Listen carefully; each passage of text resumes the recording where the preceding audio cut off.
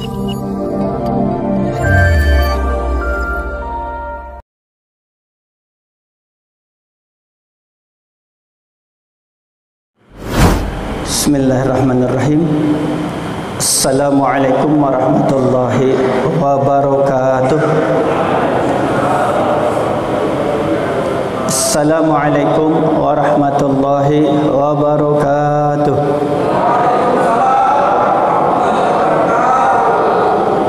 Alhamdulillah wallazi arsala rasulahu bil huda wa dinil haqq liyuzhirahu 'ala ad-dini kullih wa kafa billahi shahidan wa kafa billahi wakila. Nashhadu an la ilaha illallah wahdahu la syarika lah wal awwal wal akhir wal zahir wal batin wa huwa bi kulli syai'in alim. Wa nashhadu anna Muhammadan abduhu wa rasuluh. Allahumma salli ala sayidina Muhammad. Allahumma salli ala sayidina Muhammad. Allahumma salli ala sayidina Muhammadin an-nuri zati wa sirri sarifi jamil sifati amma ba'du. Ayyuhal ibadu fillah ittaqullaha haqqa tuqatih wa la tamutunna illa wa antum muslimun. Al-ibadu fillah, jamaah salat maghrib Masjid Baitul Amal Batam Center yang dirahmati Allah. Alhamdulillah, pada kesempatan ini Allah masih memberikan kesempatan kepada kita untuk memperbaiki kehidupan kita dengan bertaubati ilallah azza wa jalla wa kasratil istighfar wal a'malis shalihat mukhlishina lillah. Dengan bertobat, banyak istighfar, memperbanyak amal soleh, dasarnya cinta kepada Allah, ikhlas karenanya. Sebab kita tidak tahu sampai kapan ajal itu akan datang menjemput kita. Sebab Allah telah berfirman, Bismillahirrahmanirrahim, idza jaa ajaluhum la yastakhiruna sa'atan wa la yastaqdimun. Apabila ajal mereka sudah habis masa hidupnya di muka bumi ini, maka mereka tidak bisa meminta kepada Allah untuk dipercepat ataupun diperlambat. Karenanya mari kita banyak bertobat kepada Allah, banyak beristighfar, beramal soleh, dengan memelihara keimanan kita, keislaman kita, menyempurnakan ketakwaan kita, dengan senantiasa dekat dengan para ulama, para kiai, bergaul hanya dengan orang-orang soleh. Jamaah yang dirahmati Allah, kita akan bahas tentang maksiat-maksiat lidah dan berbagai macam dosanya, akibatnya, efek negatifnya yang sangat besar. Sebab banyak orang yang tidak menjaga lidah, banyak orang yang tidak memperhatikan lidahnya.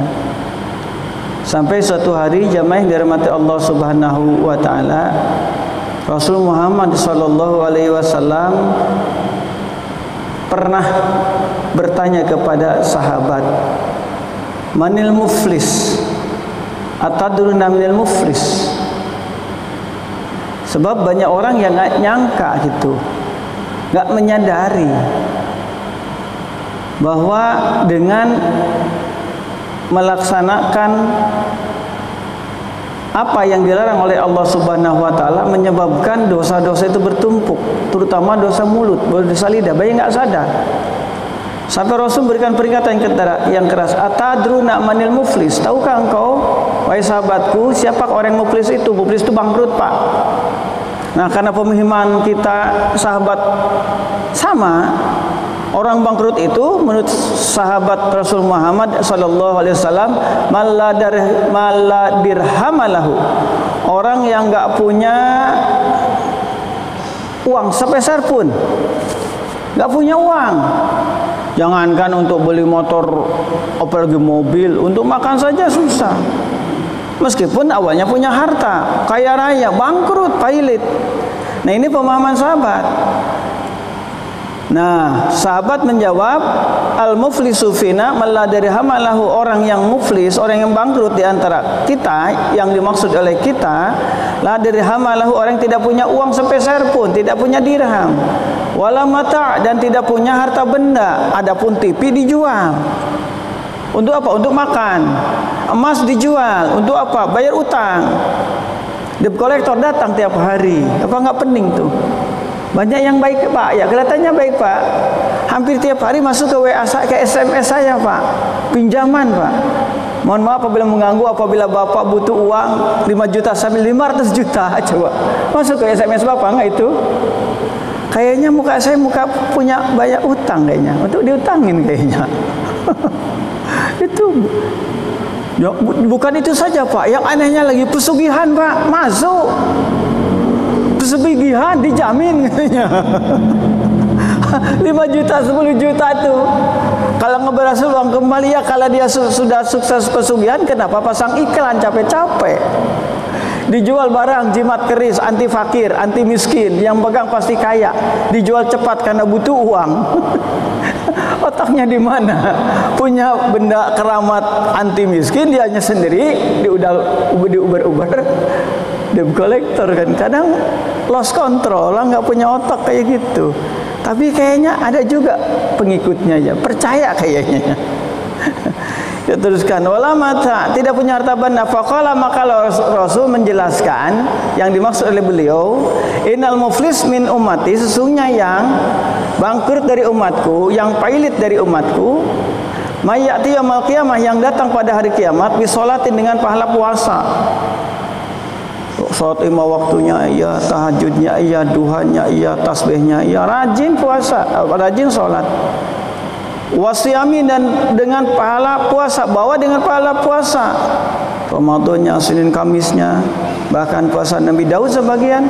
Wa zakatin, dan dengan pahala zakatnya. Artinya banyak amalan yang dilakukan, baik hubungan dengan Allah dengan salatnya, dengan baca Al-Qur'annya, ataupun dengan banyak beramal soleh kepada orang lain, dapat orang lain, yaitu dengan sodakohnya, dengan ziarah dengan silaturahimnya, dengan membantu mereka dengan harta kekayaannya.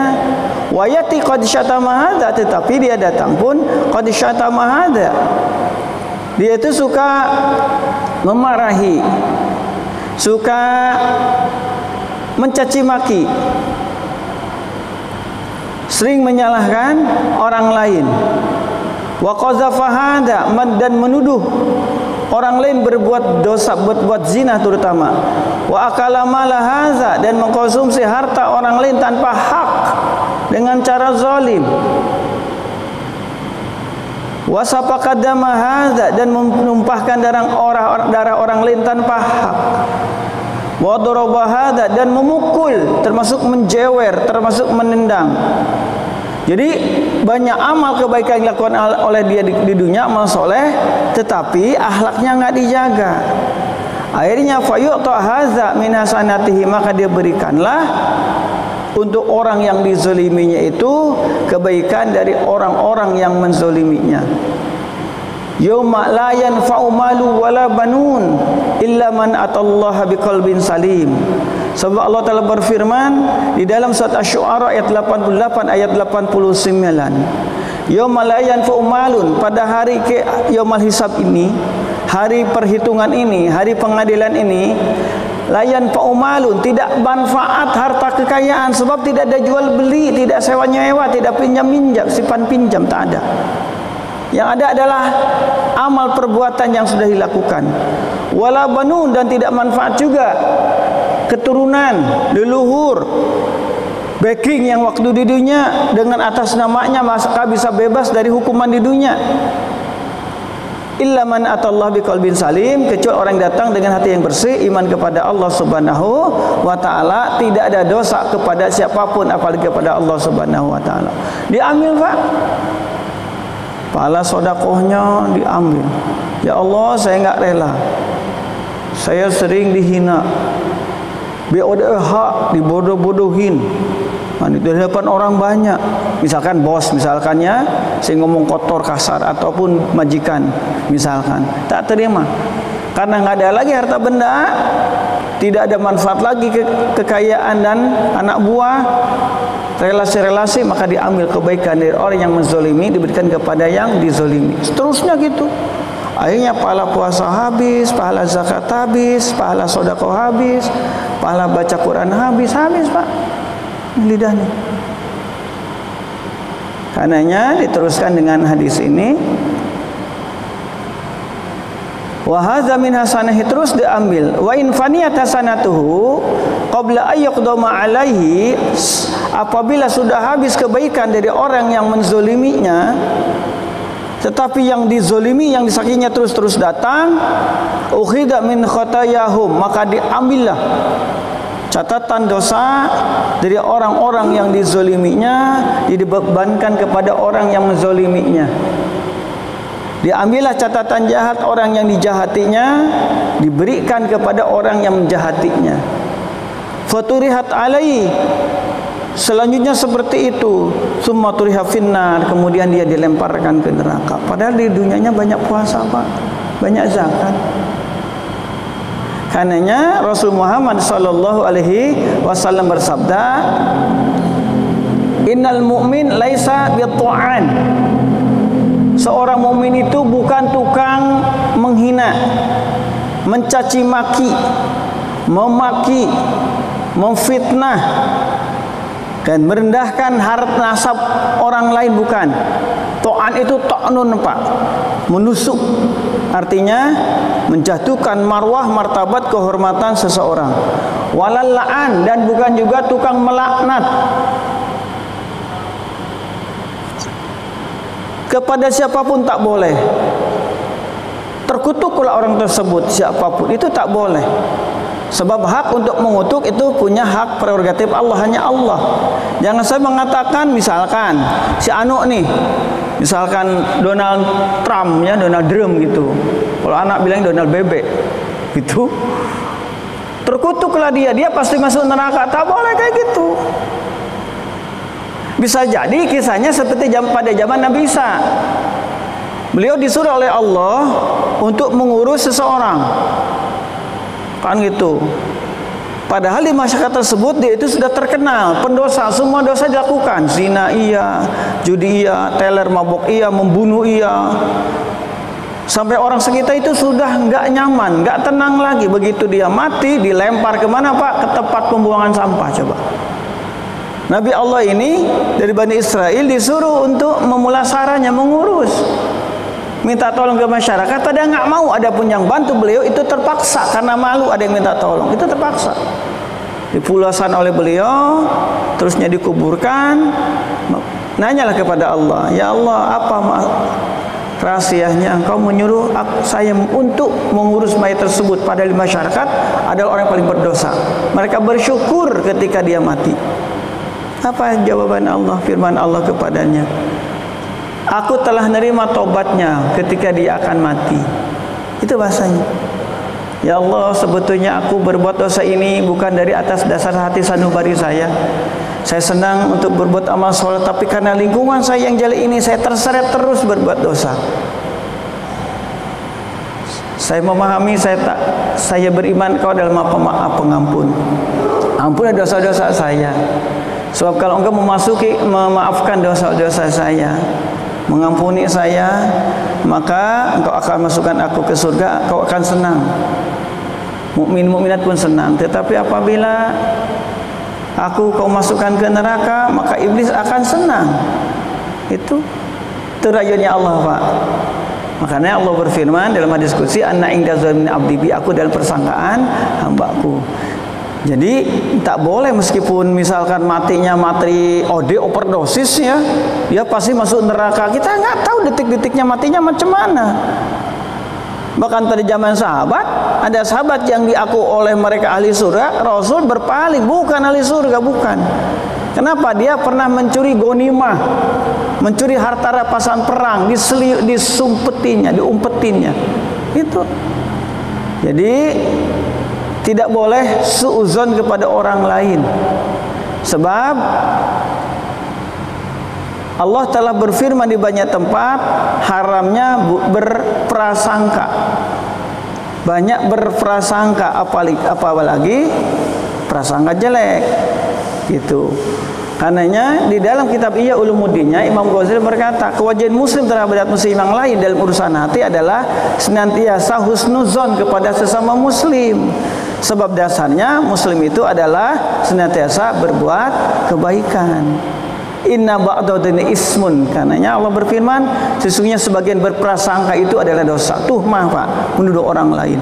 Jadi ketika ada tetangga kita diajak ngumpul bareng ngajinya, beres-beresnya, kerja ini nggak datang, jangan suuzon. Bisa saja dia nggak ngaji karena malu nggak bisa baca Quran, nggak bisa datang beres-beres masjid goro-goro karena sakit, istrinya sakit, nggak dia ngurus anak-anaknya, kayak gitu. Atau lagi overtime ya. Karenanya jamaah mata Allah dibuka dengan firman Allah dalam surat Al-Hujurat ayat 11. Kita harus menjaga lidah. Sebab banyak orang yang masuk surga karena lidah, banyak orang yang masuk neraka karena lidah. Sampai Rasul bersabda, la yadkhulul jannatan nammam. Tidak akan masuk surga orang yang suka mengadu domba, tukang menyebar hoax, tukang menyebar isu-isu palsu, isu-isu jelek, berita bohong.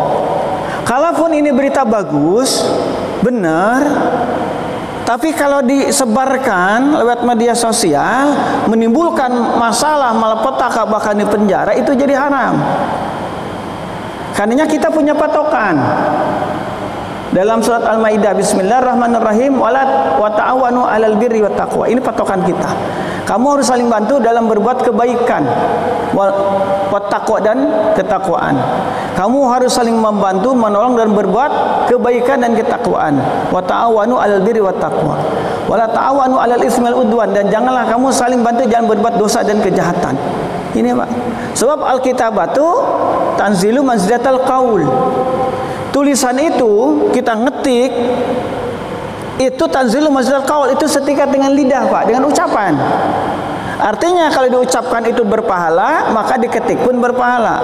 Ketika lidah digerakkan bermaksiat, maka akan mengandung juga maksiat, menuasakan maksiat, muatan maksiat ketika jari kita digerakkan.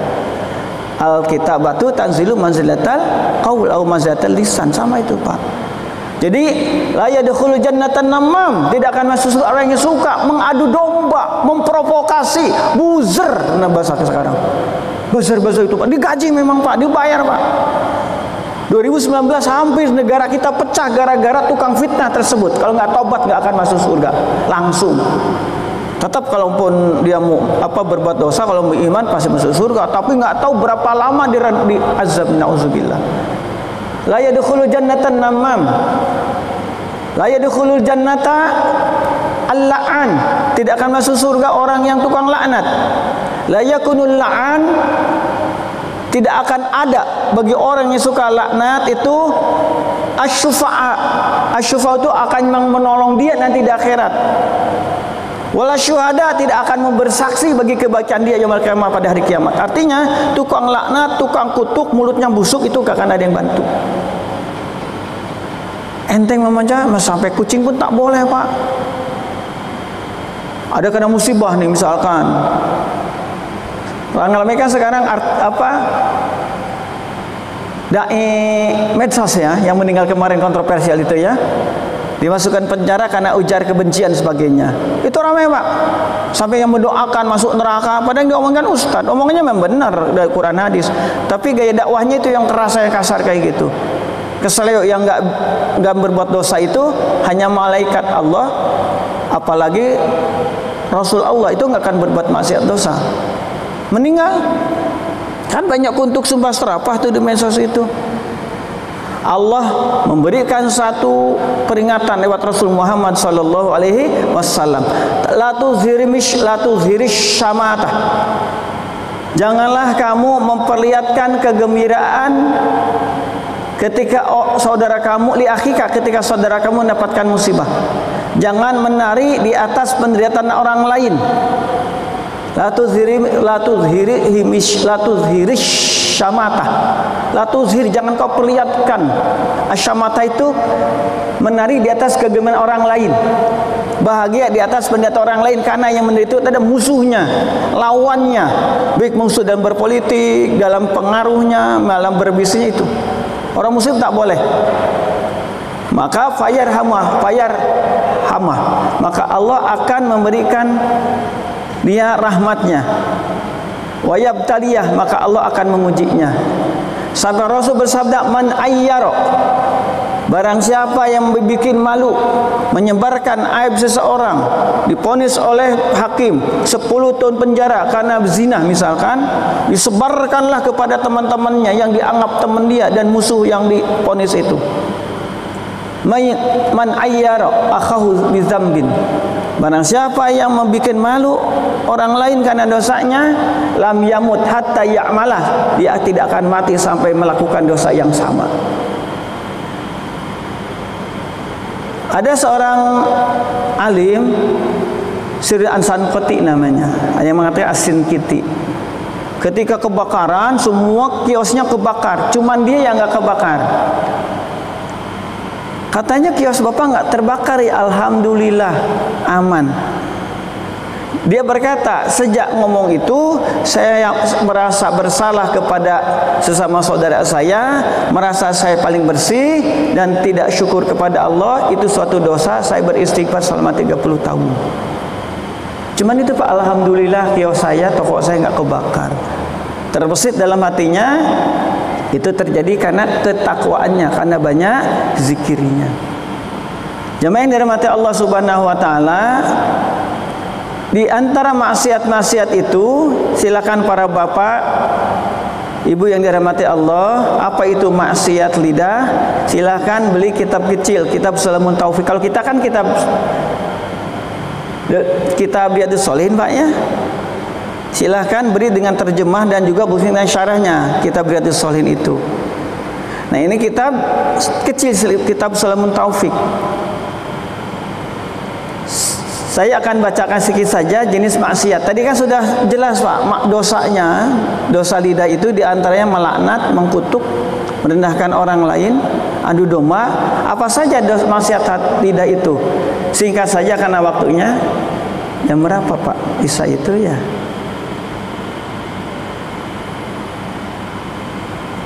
Ada muslim Pak, kita agak susah sholat nentukin kiblat pakai ini. Asal ada kuota Pak ya, simpan mana arah kiblat ketahuan. Itu berkah dari teknologi 9733. Dari maksiat hati, wa min ma'asil lisan, di antara maksiat hati dalam kitab Salamun Taufik, kitab kecil, al-ghibatu, yaitu ghibah. Apa itu ghibah? Zikruk akhak al-muslim bima yakrahu. Kau menceritakan aib saudaramu sendiri yang dia tidak mau mendengar aib itu apabila diceritakan kepada orang lain. Gitu. Termasuk yang kedua adalah namimah, adu domba itu, naql qaulil ifsad wa tahrish min ghairi naqli qaulin. Jadi yang kedua memindahkan ucapan.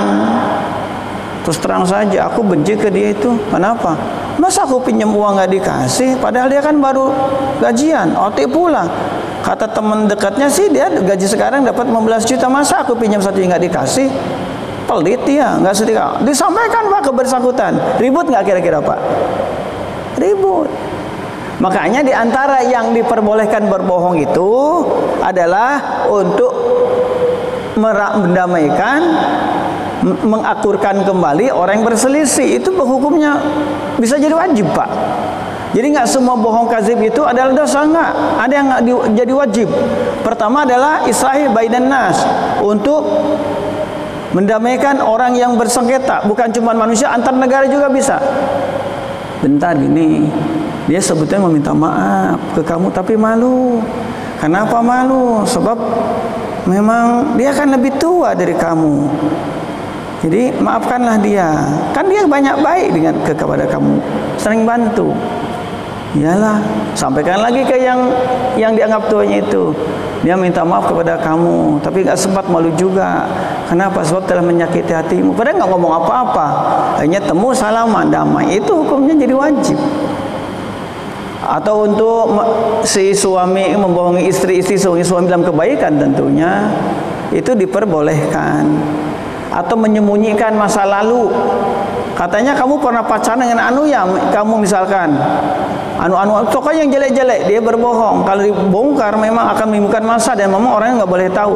Dibohongin nggak masalah. Enak masakannya apa? Ajaib memang mah, nggak ada yang dijual, padahal nggak enak memang. Ajaib ini makanan ini. Bagus mah baju ini, bagus Pak. Mama baru tahu ada baju seperti ini, kainnya bentuk. Padahal isi-isi nggak senang.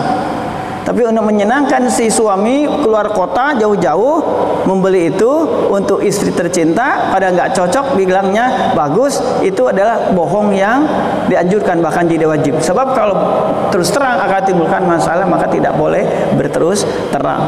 Itu babil kazibi, Pak, khusus dalam kitab Riyadhus Shalihin.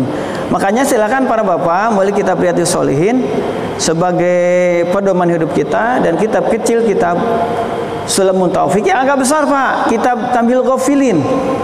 Karena saya lihat Samarqandi itu paling lengkap, Pak. Kitab akhlak itu paling lengkap, termasuk paling lengkap. Al-Qur'annya dicantumkan, hadisnya pun dicantumkan, dan perkataan dari para sahabat, apalagi dari nabi-nabi pada zaman Bani Israel itu dicantumkan di sana. Itu termasuk kitab yang sangat bagus untuk jadi bahan pelajaran bagi kita. Apalagi selain adu domba. Yang ketiga adalah al-kazib, berbohong, al-kalam bil khilafil waqi. Berbohong itu menyalahi yang terjadi, yang sebetulnya. Selanjutnya menutup pertemuan ini dalam kitab Sulamun Taufik al-fadul qadfi, menuduh orang lain berbuat dosa. Jadi sekali lagi, dosa-dosa yang disebutkan tadi itu banyak orang yang enggak merasa itu adalah dosa, padahal suatu dosa. Padahal Rasul Muhammad SAW telah memberikan pelajaran bagi kita tentang untuk menjaga lidah, membaca mulut, menjaga mulut. Sebab Allah berfirman, Bismillahirrahmanirrahim. Ma yalfidu min qaulin. Tidak ada satu ucapan yang keluar dari mulut seseorang illa ladaihi raqibun atid, kecuali ada malaikat yang mencatatnya, amal baik dan amal jahat. Raqib pencatat amal baik, atid pencatat amal jahat. Ketika seseorang menggerakkan lidah dalam ketaatan, Allah akan sayang, dan itu tanda orang beriman. Tanda orang beriman itu adalah berkata yang benar ataupun diam. Rasul bersabda, "Man kana yu'minu billahi wal yawmil akhir falyaqul khairan aw liyasmut." Barang siapa yang beriman kepada Allah dan hari akhir, berkata yang baik ataupun diam. Tanda orang beriman. Ini yang pertama. Yang kedua, orang yang menggerakkan lidahnya untuk ketaatan kepada Allah, Allah akan ampuni dosa, Allah akan masukkan ke surga. Amalan kecil seperti apa? Seperti membaca la ilaha illallah syarikalah lahul mulku wal hamdu yuhyi wa yumiitu wa huwa ala kulli syai'in qadir 100 kali pagi, 100 kali sore. Apa upah pahalanya? Seolah-olah dia memerdekakan 10 budak. Orang yang memerdekakan suatu budak, apa pahalanya? Surga. Baca salawat, itu tanda orang beriman. Sebab ini dipanggil oleh Allah, yang diperintah oleh Allah baca salat orang beriman. Innallaha wa malaikatahu yusholluna 'alan nabi, hai orang yang beriman.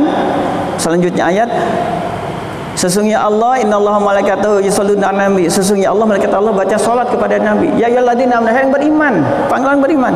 Sallu, baca salawat kepada Rasulullah.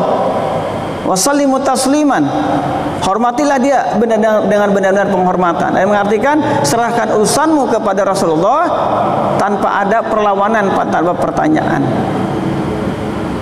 Allah nasibi yaumil qiyamah aqsam alayhi shalah. Sering saya bacakan hadis ini di jamaah. Sesungguhnya orang paling utama pada hari kiamat, ulama menafsirkan khussu, orang yang paling istimewa. Menurut aku, wa aqrabuhum minni, orang yang paling dekat hubungan dengan aku, wa haqquhum bi syafaati, yang paling berhak umatku untuk mendapatkan syafaat, aktsarum alayhi shalah, orang yang paling banyak baca salawat. Berbanding lurus, Pak, itu dengan amal soleh. Tetapi ketika lidah melakukan dosa-dosa tersebut, maka pahalanya hilang, seperti hadis muflis itu. Menutup pertemuan ini sebagai pembuka saja, dalam kitab Tambil Ghafilin dicantumkan oleh Imam As-Samarqandi tanda-tanda orang bodoh, akalnya enggak sempurna. Kalau bahasa tolol itu ada 6. Situ khisalin yarafu bihinnal jahil, ada 6 tingkah laku yang kelihatan kebodohannya. Orang itu akan celaka, Pak. Pertama, al-ghadabi fi ghairi syai'in, marah terhadap sesuatu hal yang memang menyebabkan dia celaka atau sengsara. Tak pandang bulu apakah manusia ataupun binatang ataupun benda. Jadi yang pertama adalah al-ghadab fi ghairi syai'in, yakni yaghdabu ala bani Adam wa alal hayawan wa ala kulli syai'in yastaqbiluhu minal makruh. Apa saja yang menyebabkan dia enggak enak, menyebabkan dia kesakitan, marah, dimarahin. Buru-buru nih mau ke kantor karena terlambat kan, ada kucing keinjak ekornya, kan gitu, nyakar, dasar monyet dah. Kelihatan gilanya, kucing disebut monyet. Anak nih, kita pulang kerja atau lagi nyantai, anak misalkan main-main, nyenggol pas bunga, pecah pas bunganya, dimarahin anak kita, dijewer, ditempeleng, datang istri. Kenapa tempeleng? Akhirnya ribut. Siapapun disalahin, bukan cuma manusia, itu terpertanda akalnya nggak ada. Yang ketiga adalah al-atiyah fi ghairi maudhi', memberi bukan pada tempatnya, berinfak tidak tepat sasaran. Edaran dari RW, syukuran, peringatan, pesta 17 Agustus, acaranya apa? Organ tunggal, dari mana? Dari anu, terkenal lupa artisnya itu pakai roknya itu panjangnya sampai 1 jengkal dari lubang pipisnya. Itu organ tunggal di mana-mana. Atau senam pocok-pocok, ibu-ibu besi taklim di mana? Di Batam ada. Terjadi ngaji ya, senam pocok-pocok, jumbanya ada. Kalau antar ibu-ibu nggak masalah, di depan bapak-bapak sudah nggak dapat jatah 14 hari istrinya haid, tengok istri tetangga pakai training ketat. Waduh, itu bahaya Pak, bahaya. Patungan, nah uang kayak gitu itu hukumnya dosa maksiat. Ada beberapa budaya Pak, bukan cuma itu Pak, bukan cuma organ dangdutan, miras pun dibelikan. Ada itu beberapa budaya di negara kita. Itu tanda ada mulmihmuh, orang nggak punya otak. Yang keempat, ifsya'us sirri 'inda kulli ahad, menyebarkan rahasia orang lain yang harusnya ditutup-tutupinya. Sebab kewajiban muslim terhadap yang lain adalah dalam urusan lidah, kata Imam Ghazali, tidak mengungkapkan, menyebarkan aib orang lain termasuk rahasianya. Yang kelima, as-siqatu bikulli insan, percaya ke semua manusia. Sika itu sangat percaya Pak, sehingga dia banyak ditipu orang. Datang sini bisnis ikut, datang sini bisnis ini ikut, nggak di-share, nggak disortir lagi, nggak di-filter, ini syar'i atau nggak syar'i. Ngajak sukses dan sebagainya diikutin, sampai bisnis pun diikutin, sengsara. Ada acara taklim misalkan ikutin, padahal itu sesat, sengsara. Makanya patokan kita punya guru adalah pertama, guru itu harus soleh, ketahuan sholatnya, baca Qur'annya, jelas sanadnya, di mana belajarnya, siapa gurunya. Yang keenam terakhir, la alla ya'rifa sadiqahu min aduwihi, dia tidak tahu mana lawan, mana kawan. Kata Imam Ghazali, jadikanlah mukminin mukminat itu sebagai teman kamu, teman dekat kamu sampai di akhirat, nanti akan saling menolong. Jangan jadikan setan itu dan tentara-tentaranya sebagai teman. Ini penyebab 6 ini Pak, orang celaka, orang sengsara. Jadi tanda orang yang bodoh itu 6 hal. Pertama adalah marah kepada apapun yang bikin dia nggak enak, nggak nyaman, bahkan sengsara. Padahal itu nggak ada hubungannya Pak. Yang kedua adalah tadi terlewat Pak ya, al-kalam fi ghairi naf'in, berkata-kata pada hal yang tidak bermanfaat, bahkan berbuat dosa. Penyesalan orang yang masuk surga tidak di dalam surga Firdaus atau surga Adnan, surga paling bawah, ada penyesalan Pak, ada. Kenapa pada hari jam seanu saya nggak zikir? Jadi ada amalan mubah yang dilakukan, misal atau minum nggak baca zikir, itu menyebabkan penyesalan Pak. Karenanya Allah berfirman, "Fa may ya'mal mithqala dzarratin khairan yarah, wa may ya'mal mithqala dzarratin syarran yarah." Barang siapa berbuat amal soleh, dia akan melihat, merasakannya meskipun sebesar zarrah. Barang siapa yang berbuat amal jahat sedikit pun, amal jahat dia akan melihat dan merasakannya. Ini yang jadi pegangan kita. Karenanya Rasul Muhammad sallallahu alaihi wasallam, beruntunglah bagi orang yang amsaka lisanahu, yang bisa menahan lidahnya. Wa wasi'a baituh, yang luas rumahnya, artinya enggak keluar rumah kecuali untuk ibadah. Kalau enggak ada keperluan yang enggak mendesak, enggak penting, enggak keluar dari rumah, mendingan dengan keluarga, mendidik senda gurau dengan mereka. Ini enggak. Kalau dari Senin sampai Sabtu kerja, hari Ahad libur, apa yang dipegang? Pancing, Abi dipegang kartu gaple, abi dipegang kartu remi, futsal, boleh. Silahkan, asal hak anak, hak istri itu nggak ditinggalin. Yang kedua, tidak berjudi. Bisa dipahami Pak ya? Jadi akan terjadi penyesalan di kemudian hari bagi orang-orang yang ada satu tempat yang kosong tidak bernilaikan ibadah. Jamaah yang dirahmati Allah, itu diantaranya yang dikatakan oleh Syekh Ahmad Samarqandi, tanda orang bodoh. Pertama, marah kepada apapun. Yang kedua, ngomong tidak pada tempatnya atau tidak bermanfaat apalagi maksiat. Yang ketiga, memberi sesuatu atau berinfak bukan di jalan Allah. Yang keempat, suka menyebarkan rahasia orang lain, karena timbul ghibah, timbul fitnah. Yang kelima adalah percaya, sangat percaya kepada kepada siapapun sehingga dia timbul masalah kemudian hari. Yang keenam, dia tidak mengetahui mana kawan mana lawan. Silakan Pak, kalau ada pertanyaan sebelum saya tutup. Barakallah. Dalam kitab Riyadhus Shalihin ini dibahas, nggak semua ghibah itu haram, bahkan jadi wajib. Semua Pak, semua.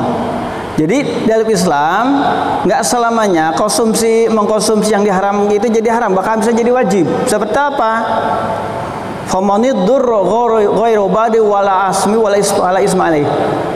Boleh mengkonsumsi bangkai, daging anjing atau daging babi atau minum arak kalau nggak ada apapun, kecuali itu. Kalau nggak makan mati. Makanya famanid durra ghairu badi wala adin. Kalau terpaksa itu boleh. Nah, ghibah pun ada yang diwajibkan untuk dikatakan dalam berapa hal. Pertama, kasus tadi, kalau nggak dikatakan ke yang lain, makanya harus dinasihatin dulu teman kita, saudara kita. Wajib mar'a minkum munkar falyughayyirhu biyadihi wa illam yastati fa bilisanihi wa illam yastati fa biqalbihi wa zaka adzabul iman. Kalau kamu lihat kemungkaran, maka rubahlah dengan lidah kamu, dengan tangan kamu. Kayak itu. Kalau kamu tidak bisa dengan tangan lidah kamu, dalam hati itu jelek. Nah, ghibah atau menceritakan orang lain itu bisa dibutuhkan, bahkan bisa jadi wajib. Pertama, itu banyak Pak, diantaranya saja dalam kitab ini. Pertama adalah untuk lapor bagi yang dizolimi kepada penguasa, kepada hakim dalam hal ini, dalam pengadilan. Jadi saksi itu dipanggil, itu hukumnya wajib. Yang kedua adalah minta tolong kepada orang lain, al-isti'anatu ala taghyir munkar. Dia nggak bisa oleh kita nih dikasih nasihat, mintalah saudara. Makanya kalau dari ke rumah, seorang istri ngadu bahwa suaminya itu selingkuh, suaminya itu nggak bawa akhlaknya, bahasa saya, ada nggak orang terdekat yang dituakan yang akan dituruti perkataannya oleh suami ibu? Ada, curhat ke beliau, minta nasihat ke beliau, minta bantuan, itu hukumnya jadi wajib. Jadi pertama di pengadilan untuk mengungkapkan fakta, yang kedua mohon pertolongan kepada orang lain supaya bisa merubah orang zalim tersebut. Wal istifta, yang ketiga minta fatwa, minta nasihat. Gimana solusinya Pak ya? Misalkan saya kan misalkan dia pinjam uang saya, dia itu banyak nggak bayarnya Pak. Gimana caranya supaya uangnya kita dapat atau minimal kita enak lah? Itu boleh Pak. Termasuk ketika mau khitbah, tahu ini jelek akhlaknya, mau dinikahi oleh anak saudara kita, anak teman kita, bilang maaf bang, bukan saya mau ikut campur, tapi sudah jadi rahasia umum di tempat kami tinggal, fulan bin fulan itu punya istri, bukan satu bahkan tiga, satu kawin dua cerai, gitu. Padahal kata istri yang dicerai dia itu impoten. Ternyata impoten. Boleh Pak, bahkan jadi wajib. Termasuk kata yang dikatakan oleh Bapak masalah tadi itu bisa jadi wajib apabila menimbulkan masalah. Sebab pernah suatu hari di Batam ini dipercaya memegang koperasi, dikeluarkan dari PT-nya. Orang nggak tahu dia di PHK karena perampingan. PHK, bahasa kasar saja dipecat. Ternyata nilep korupsi uang koperasi. Datang, kan beres nih di perusahaan dipecat, di rumahnya dia dipercaya jadi bendahara koperasi pula. Karena tahu dia itu punya expert pengalaman. Nah, kita yang tahu tentang track record dia yang jelek beberapa kali bilang ke ketua, tapi hati-hati, dipercaya nggak omongan kita. Kalau nggak dipercaya nanti adu domba kita dianggapnya, kita dimusuhin satu kampung. Saya dipahami Pak ya? Jadi gibah itu atau menceritakan orang itu bisa jadi wajib beberapa hal. Itu indahnya Islam, Pak.